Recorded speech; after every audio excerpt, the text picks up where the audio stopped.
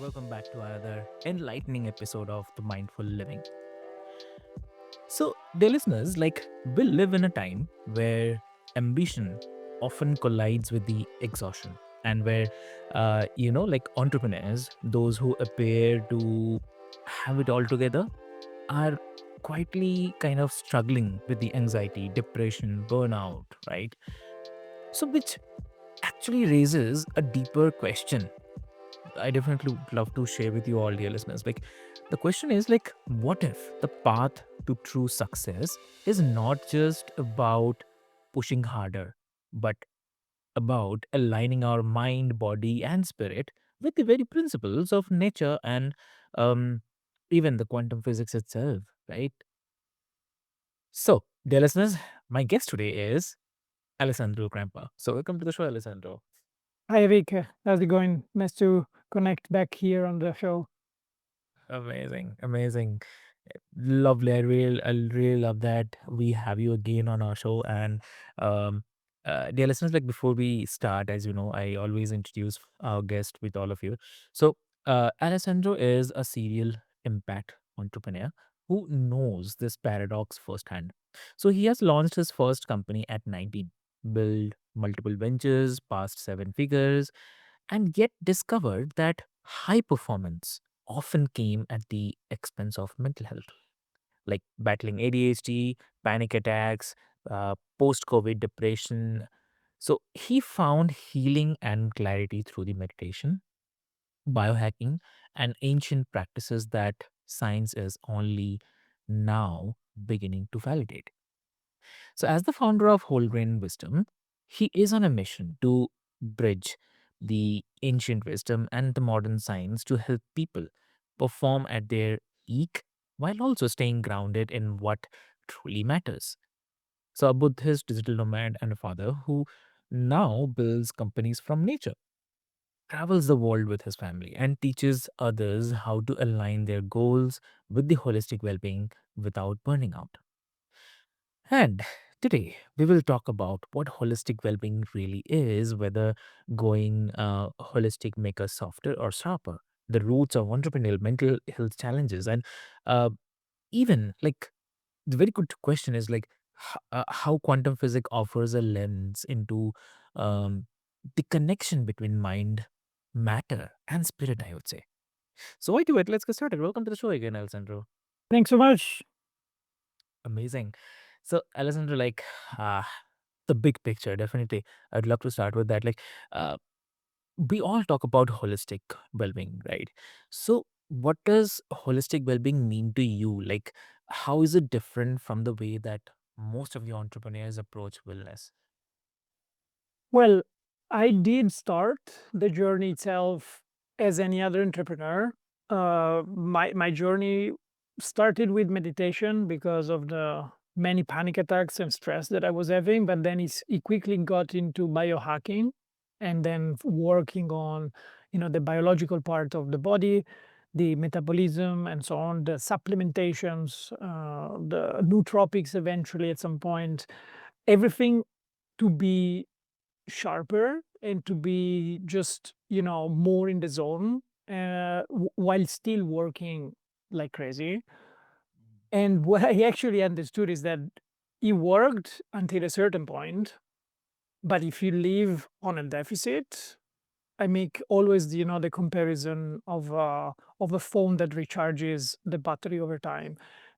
Everybody experience, you have a new phone, and you charge it once and maybe you get the whole day plus some of the battery, but while still using it fully, and then you overuse it, and I think right now in less than a year that battery is not gonna last for more than a day. I have the example of my phone that have to keep recharging it every 6 hours. So the same happens with the body and with the mind. We constantly live on a deficit because we don't give ourselves enough time to rest. This is one thing, but also because we constantly live overstimulated if we live in an urban environment, indoors, and so on and so forth, with artificial lighting. And so the reality is that you came back from imagine the summer break, you took some vacations and all your like all of your tasks during the day can be done in, I don't know, like 5 hours compared to the traditional full day of work. And you're happy, you still have energy. Maybe you're gonna get out with some friends in the afternoon. Maybe you're still gonna do the workout in the morning. And the perfect routine seems completely doable. What happens after the third, fourth, fifth week? First, you don't even remember that you ever been in vacation. And second, there is hardly enough energy to do the full day of work, let alone keeping up with the routine, keeping up with the workout, keeping up with social, kind of situations with your friends, especially when you're a founder. Okay, I always talk with the perspective of an entrepreneur. I worked for more than 12 years on an average of 60 to 70 hours per week, and that's average. So there were definitely weeks where I worked more, and I was super proud of it. I was proud to say no to my friends. I was proud to say, no, I don't gonna be here on the weekend. I'm gonna be working all day, which I believed, in what I was doing, but at the same time, I completely destroyed myself.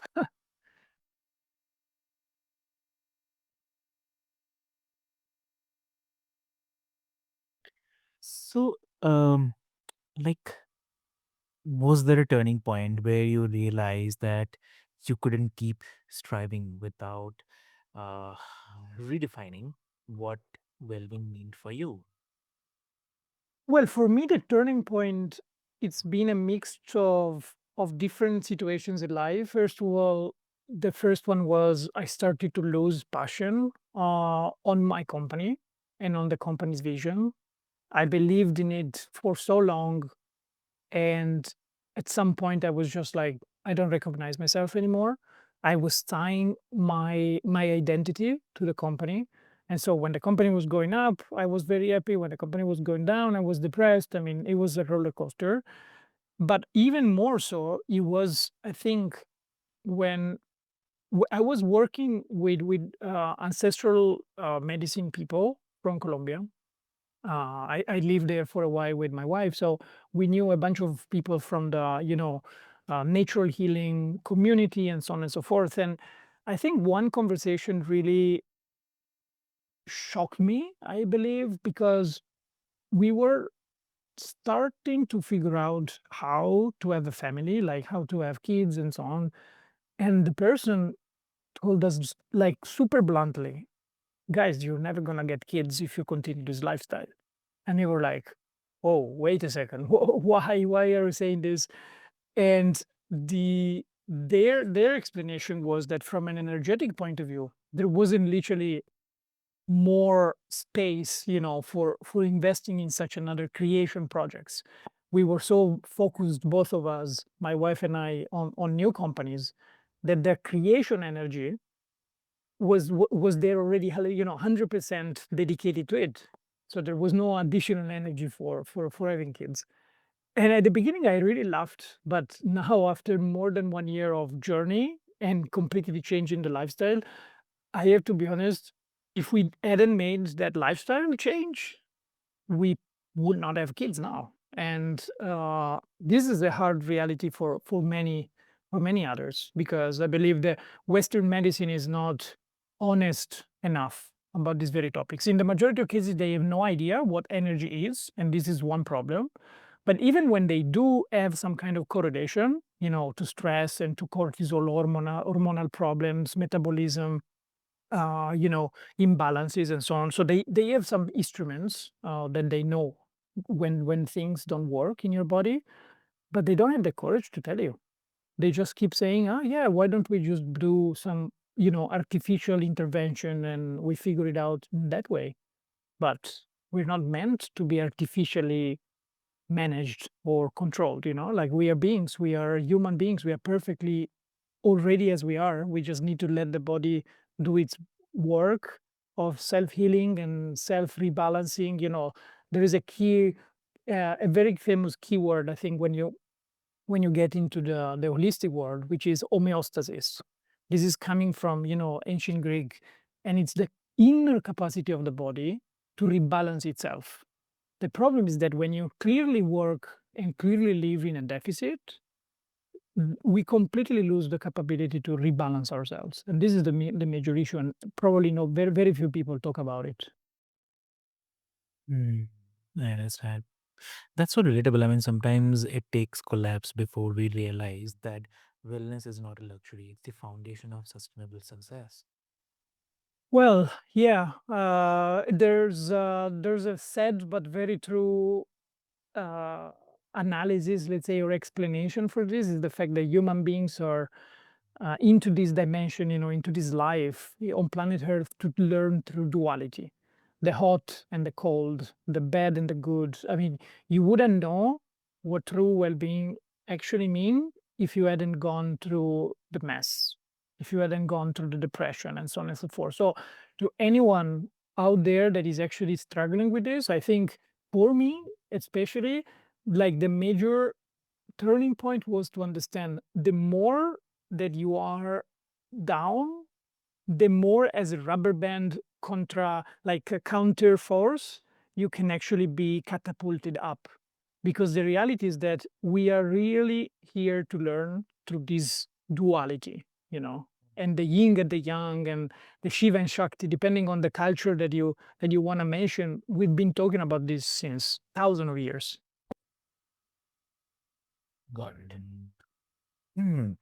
So, like many people think that uh, going holistic means softening goals, slowing down, or lowering ambition. But others argue that it's the only way to actually aim higher without kind of self destruction. So, what has your experience shown you? Well, I think for me, as many other people that are always born with neurodiversity, as you mentioned in the introduction, an ADHD founder. Actually, 73% of founders are neurodiverse. So the majority of entrepreneurs out there, they are clearly not in the traditional spectrum, as you would say. And so I've been always thinking that the only way is up, and the only way is through the pushing, pushing, pushing. And even if you have a wall in front of you, no matter what, you need to learn how to struggle and how to break the wall and go past it. The reality is that if you look at other industries, if you look at other similar environments, but learned how to deal with the human homeostasis element and the human energetic mechanism, you look at professional athletes in the world of sports, and you would know that the the young athletes, when they are recruited in the clubs, in the federations to be trained for, I don't know, the Olympics or a very big game in their future, whatever, they are paired with a team to support them, and a team that teaches them that recovery is as important, if not even more important in some cases, than the actual performance per se. Like, the performance is something that you do once in a while. During the rest of the time, you train, and part of your training is to recover from the stress of this training. Again, we go back to homeostasis. So, the problem when we go in the traditional environment of business, of normal life, is that we keep thinking and we keep looking at like around us. So it's also a problem of relationship bias, because everybody around you hustle, and so you clearly have to hustle back as well, because otherwise there is the fear of missing out. So everybody's consciously or unconsciously trying to play with your survival mechanism of the brain, because the brain, at the end of the day, the only specific job that it has is to keep you alive. And the brain prefers a bad known to any kind of unknown. So Hmm. as soon as you're going out of what your brain knows as a fact, even if it's very bad for you, it's still gonna try to protect you in a very, you know, useless mechanism nowadays, and is gonna be telling you all of this stuff in your head. No, don't do this, don't do that, don't do this. Even though you clearly know that you're struggling, even though you clearly understand that if you're gonna work 3 hours more is not going to change anything because you're going to be staring at the computer. So, just to wrap it up, for me, that was the biggest realization, understanding how the brain works. And then the even bigger problem or obstacle to face was, okay, for me as a high performer, I don't want to become soft, because if I become soft, then it means the ambition is going to go down. Then I have the picture of, you know, uh, some kind of laid back person on a tropical beach, just living that life and thinking that, okay, that's really just about it. I wanted to do more for myself. I wanted to build stuff. I wanted to impact people. How can I actually get there without burning out? And that's when I understood, well, first of all, we are energy beings. We are a saltwater battery as a body. Through the fascial system, we have 70% water. So there is a lot of energy through the water and through the minerals that have piezoelectric functions in our body. And the science is already telling you how the body works. So if you understand that this energy is also the same one that creates reality, and if we want, we can also touch a little bit about quantum physics, then you understand that the reality that you are inside is the reality that you're projecting outside. So if you internally are confused, if internally you're struggling, then everything outside of you is going to confirm that, because that's exactly what you're projecting. Amazing, amazing. And like, what I mean, would you say that holistic practices, um, kind of made you ambitious or simply more intentional with your goals? I think the right word is intentional, absolutely. But it's not easy to be intentional, because in order to be intentional, then you really need to know what you're supposed to be doing. And the thing is, the majority of us don't have any idea what we are supposed to be doing. We are being told what to do every single day since we were born. You should go to school, you should do this, you should do that, you should not cross with the red light, you shouldn't be doing that and this and here and there. You watch television or you open social media, and everybody's trying to tell you who you should be and what you should want. So the very first work is break down all of these belief systems, understand that from an inner perspective, you are more than your body, you're more than your mind. There is all of this element of energy that is very, very important. And when you understand this, then there are different tools from the ancient wisdom, but are not necessarily, also quite recent, let's say, that allows you through these methodologies to understand, to discover your real inner purpose. Like, what have you? Why did you come here into this life to do what? This is like, in I think some of the Japanese keywords of the ikigai, they're very famous right now in the kind of like corporate training programs, and all the different mindset courses and so on. So everybody speaks about purpose. The reality is that very few align like the quest to find your own purpose with the actual belief systems that you already built that are limiting you from getting there. Because I thought that I had to build $1 billion company, because that was what I was taught in order to be, successful, and in order to impact people. I'm an impact entrepreneur, so I always wanted to help people and to help the planet. And I thought that doing that, I had to build $1 billion company. Maybe at some point I will build it, but the reality is that that almost killed me. And by doing that, and by almost killing myself, then I was definitely going to build $1 billion company. So, how can I get there, enjoying the journey, doing something that from the inside out truly manifests, truly expresses who I am as a person, compared to what other people are telling me I should be doing. If you like this, then you should be doing that. It's not true. Who said this?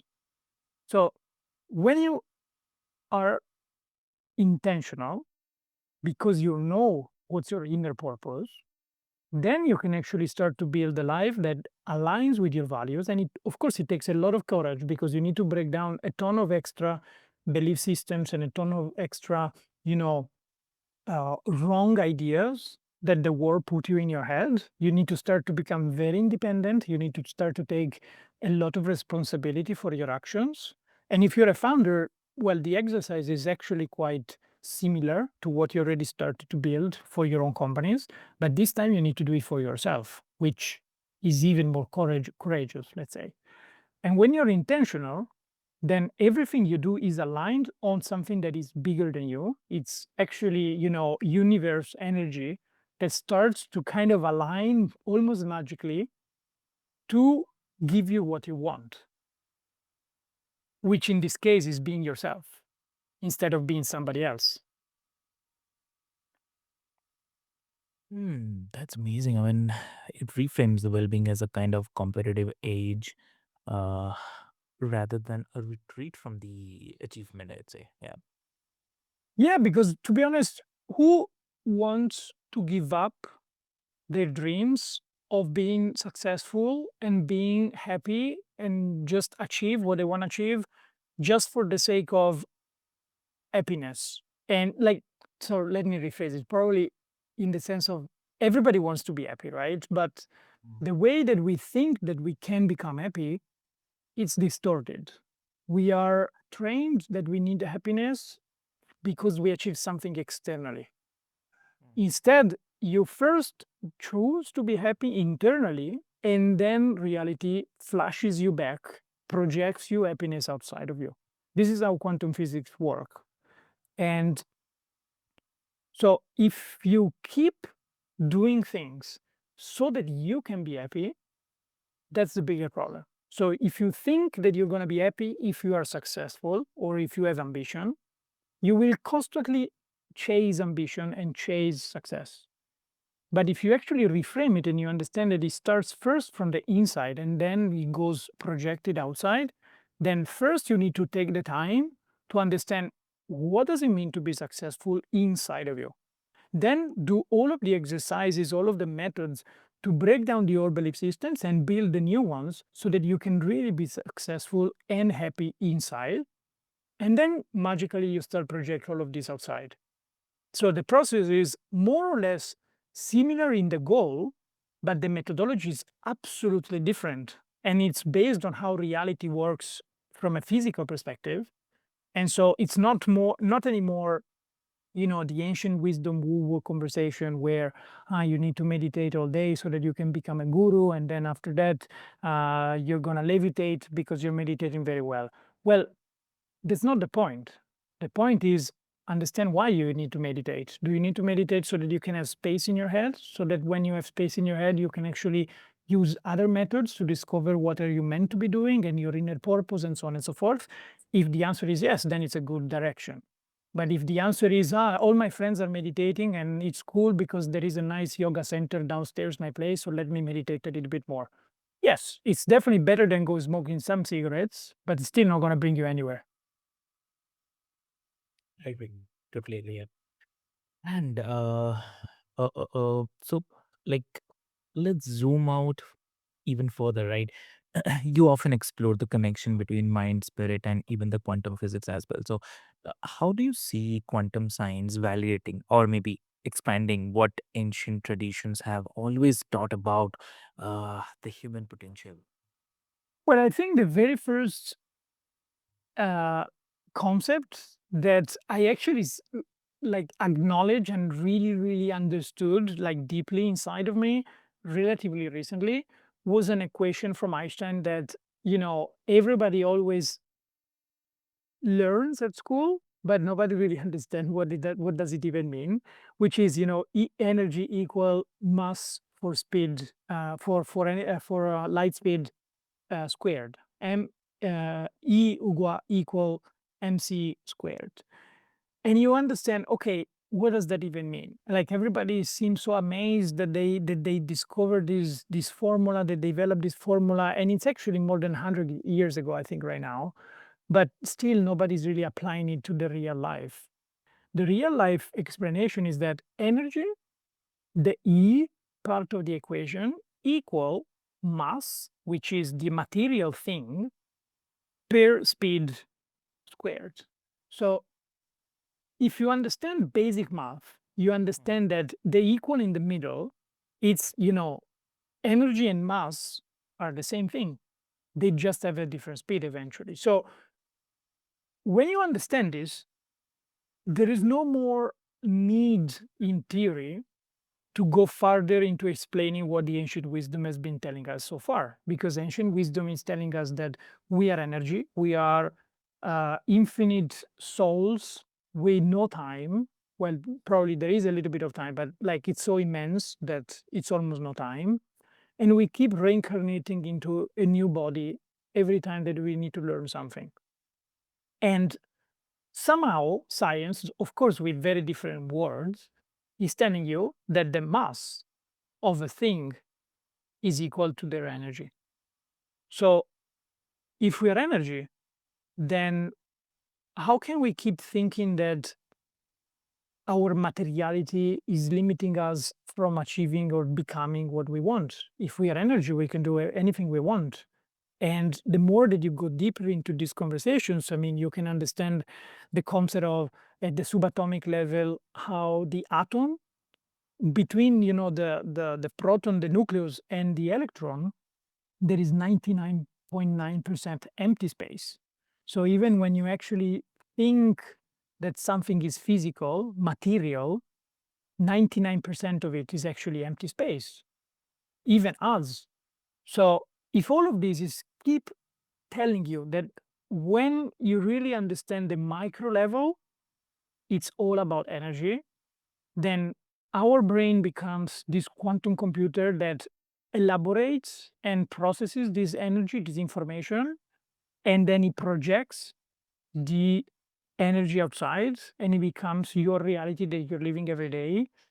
This is already a very, very big mindset shift, right? Because if you understand that you are in control of what you're seeing outside of you, then you don't have any more excuse. You cannot complain that your neighbor is treating you like this, your boss is treating you like that, your colleague is treating you like this, your partner is treating you like that, because the reality is that you're projecting all of this. If you don't want this to be happening, you need to change yourself inside. It seems complex, of course. It's not easy to digest immediately in a simple conversation. It took me 12 years to get there, but fortunately, there are a lot of materials out there that anyone can actually study. I'm writing a lot about these topics on Holgren wisdom as well. So the key concept is don't think that you're limited, because when you think that you're limited, you will become limited. But when you start to think the opposite, that you are unlimited, then somehow you're going to find a way to get to all of this additional knowledge, all of this additional understanding that is going to put you on a vertical spiral up instead of going down. Exactly. Hmm. Got it. Understood. And do you believe that entrepreneurs can use this lens, uh, uh, what to say, like not just for the personal healing, but to innovate and build businesses that are more conscious? Yeah, this is the greatest question, I think, because, you know, all of this conversation, what do I even do with the business part, right? Why does it have to be connected? And it's again going back to the fact that everything starts in your mind. You have an idea to solve a problem as an entrepreneur and you build a company on it. And from an idea, you materialize everything needed so that you can actually build a company and make a physical impact on whatever you're doing. When I say physical, I also mean the software, clearly, if you're working in software. So it doesn't need to be a physical object. So already, this is the mechanism of manifestation, let's say, that you are applying from a business idea into a business reality. So If you understand that you're actually unconsciously using the very same mechanism to project additional details, let's say, to your framework of understanding of reality and perception of reality, then if you are projecting an idea of struggle, you will get struggle. If you project an idea of business hardship, you will project hardship. But I can tell you, because I've been interviewing many, many founders on my podcast as well, the Founder Bible, and I have interviewed founders that have been able to do $300 million exits, working less than 5 hours a day, not after they sold, before they sold it. And they were meditating and they were applying the science of manifestation, the science of quantum physics every single day with their own mind. So there are companies, there are people that are consciously or sometimes also unconsciously applying these laws already. If you go out there and you see a founder that is extremely confident about what he and she is doing, and somehow they're always more successful than you, that's because of the confidence. And not because the confidence itself makes them smarter, but because the confidence of knowing what you're doing from your mindset puts you in the condition that that thing is going to happen. If you think that it's going to take 10 years to achieve success, be sure that you're going to take 10 years. But if you think it's going to take all in one night, well, there is a better chance for sure. Right. Right. Lovely.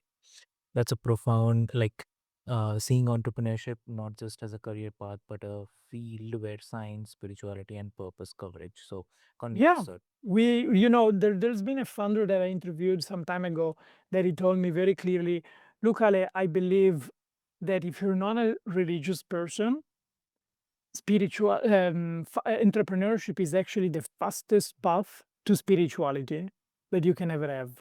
And because unconsciously, you're manifesting every single day your idea about the business. So you're doing this job already. It's not that you're exempt from this. Everybody's doing every thought, every word, every action is gonna be actually what is gonna happen in your life. Exactly. Wow. Amazing. Amazing. So, Alessandro, thank you so much for preparing your story and your struggles and your wisdom to this conversation. And when we align ambition with balance, goals with grounding, and science with spirit, I believe we can perform at our highest without losing ourselves. So, definitely. And for the listeners, I'd love to mention, like, maybe it's time to rethink success, uh, not as a race to the top, but as a journey where the quality of mind, your health, your relationship matter as much as your revenue. So, lovely. If you'd like to dive deeper into Alessandro's work, check out Whole Grain Wisdom. And I'll share all the links into the show notes for your easy reference. And with this hope, until next time, this is your host Awake, signing from Mindful Living. Until next time, may your goals be bold, your spirit grounded, and your well being whole. So, thank you so much.